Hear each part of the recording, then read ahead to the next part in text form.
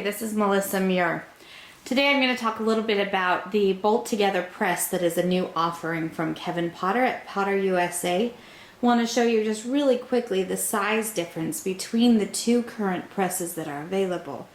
And there'll be another video that shows how the two of them compare. But for this video, I just want to show how to put the bolt together press together. This is what it looks like when it comes to you. It's in a large flat rate box from the United States Postal Service. So it makes it so that the shipping on this is extremely affordable. You can see that it's well taped, and while it is a little heavier, I did not find it to be something that was so excessive in weight that I couldn't deal with it.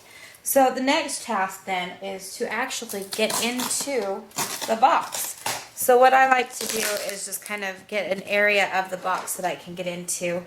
Take my scissors, or even a box cutter would probably work well on something like this, and just kind of start cutting into it.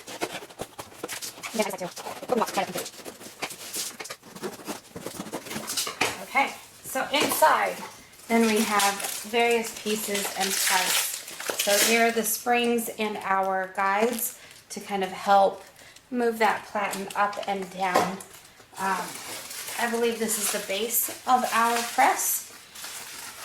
And we'll go ahead and get that open up here in just a second. And then this is the rest of the frame of the press, as well as the platens. So I'll pull this out and we'll get started on assemblage. So you can see that great care has been actually taken to make sure that everything is wrapped securely in bubble wrap. Taped very well so that things don't move around during shipping.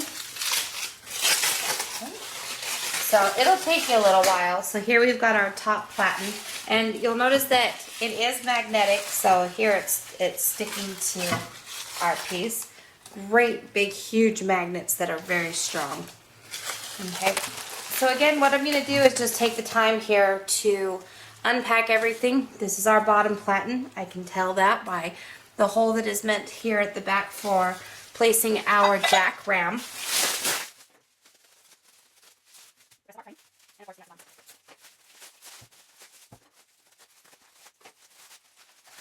And the bottom of our frame.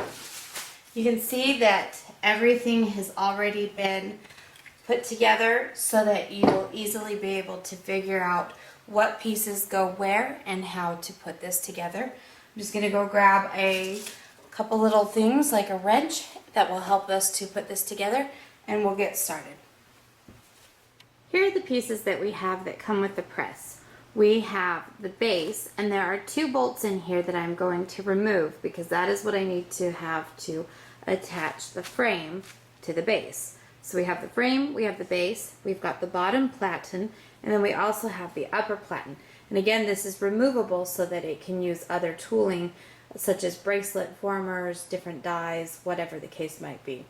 You also have 4 guides that are going to help raise and lower that upper platen smoothly so that it doesn't ruin your frame. You have 2 springs, and then we've got 2 pins.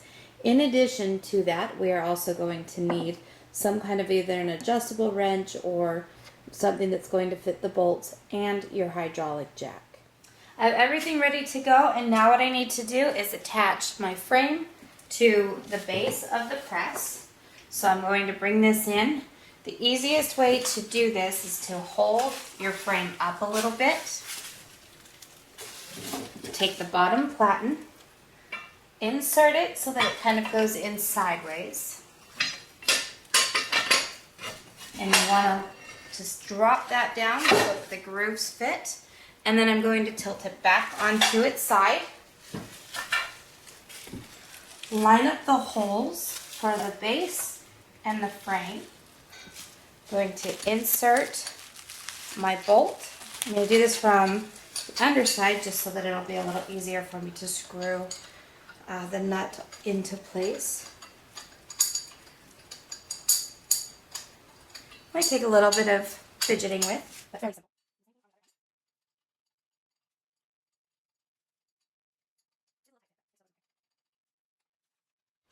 And once you have that done, just take your wrench I'm just going to tighten this up a little bit.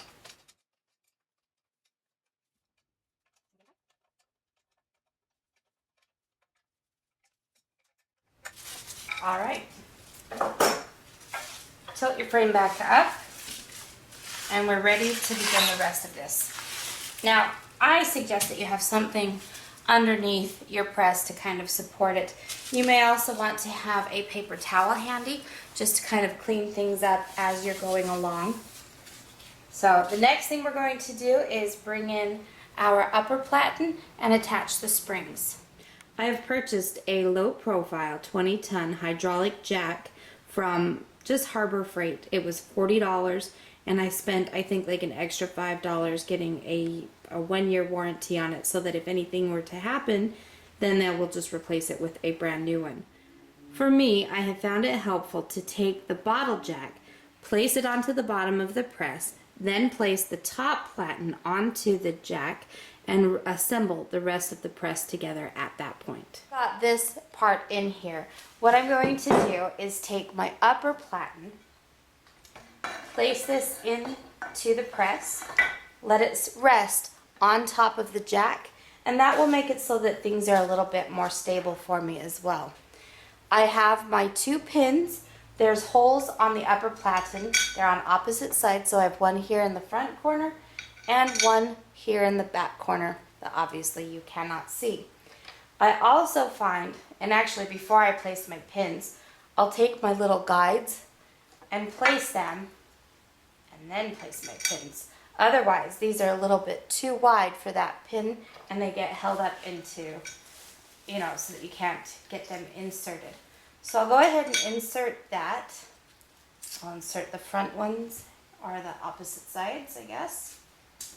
So what that does now is it secures this upper platen to my frame, makes it so that it doesn't have any wiggle room back and forth.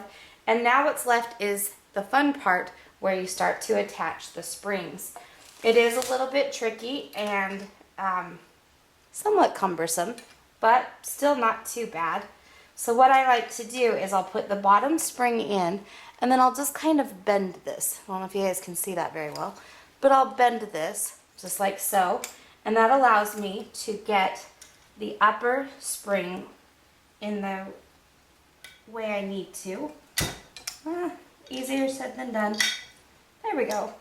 And then I can just slide that into place there. Do the same thing on this back spring. So again, slide my springs into place. And now it's done. So that's all it takes to get your jack assembled and your press. And now I am ready to begin to use this. One last thing, I guess. We should insert our top platen. There's also a 1-inch hole up here that is going to allow you to still use this press with all of the other tooling that is made for any of the Potter or the Bonnie Doon presses, just like you have with the regular sized presses as well. So there you have it. Good luck and have fun. The press is now completely put together. The jack is all installed and everything. I can go in and start to raise and lower my platen. I find that I like to put my jack in just slightly on a diagonal so that I have a little bit more clearance for my fingers here up against the platen with the handlebar for the jack. To lower the platen on the jack, I need to release the pressure on the valve. Because of the design of the press where we had to insert the jack on its side, I cannot get into here the way I normally would with my jack handle. So what I needed to do is I've just got a small, I believe this is just an 8mm little wrench, and I'll just come in and open up the valve, and that will allow my platen to come back down to the starting position.